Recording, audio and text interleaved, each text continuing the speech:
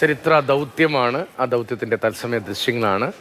Air ambulance അവയവവുമായി തിരുവനന്തപുരത്ത് നിന്ന് കൊച്ചിയിലേക്ക് യാത്ര ചെയ്യുന്ന തത്സമയ ദൃശ്യങ്ങളാണ് മാതൃഭൂമി ന്യൂസിലെ പ്രേക്ഷകർ കാണുന്നത്.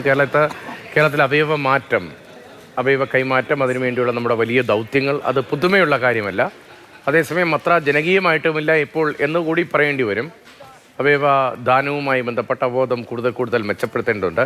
അതിനാണ് സർക്കാർ മേഖലയിൽ ജില്ലാതലത്തിലെ ഒരു ആശുപത്രിയിൽ ഹൃദയമാറ്റ ശസ്ത്രക്രിയ നടക്കാൻ പോകുന്നു എന്ന വളരെ പ്രധാനപ്പെട്ടൊരു ദൗത്യത്തിലേക്ക് നമ്മൾ കാലെടുത്ത് വയ്ക്കുന്നത്. തിരുവനന്തപുരം മെഡിക്കൽ കോളേജിൽ നിന്ന് മസ്തിഷ്ക മരണം സംഭവിച്ചയാളുടെ ഹൃദയവുമായി ഇപ്പോൾ കൊച്ചിയിലേക്ക് എയർ ആംബുലൻസ് പുറപ്പെട്ടു. അതിൻ്റെ ദൃശ്യങ്ങളാണ് നമ്മൾ കണ്ടത്. ഒരു മുക്കാൽ മണിക്കൂർ കൊണ്ട് കൊച്ചിയിലേക്ക് എത്തിച്ചേരും.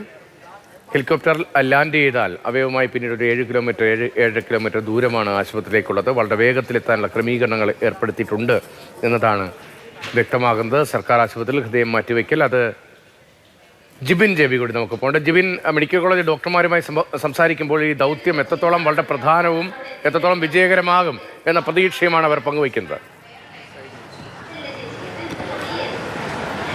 രതീഷ്, ഡോക്ടർമാരുടെ സംഘം പുറത്തേക്ക് ഇറങ്ങിയതിന് ശേഷം ഡോക്ടർമാരുടെ ഒരു ഔദ്യോഗിക പ്രതികരണം നമുക്ക് ഇതുവരെയും ലഭ്യമായിട്ടില്ല. ആകെ നമുക്കൊരു പ്രതികരണം ലഭിച്ചത് KS ഓട്ടോയുടെ എക്സിക്യൂട്ടീവ് ഡയറക്ടറുടെ മാത്രമാണ്. അദ്ദേഹം പറഞ്ഞ ഒറ്റ വാക്കേ ഉള്ളൂ: ഒരു സാധാരണക്കാരിയായ അനാഥയായ ഒരു പെൺകുട്ടിക്കാണ് ഒരു പുതുജീവൻ ലഭിക്കാൻ പോകുന്നത്.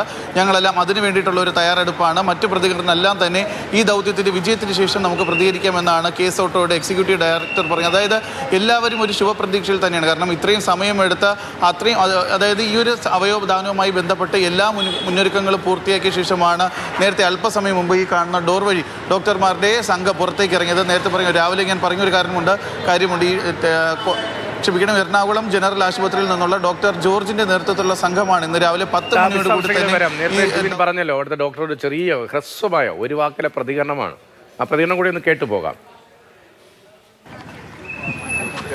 നമ്മൾ കൊടുക്കാൻ ഒരു അനാഥയായ നേപ്പാളി ഇതാണ്.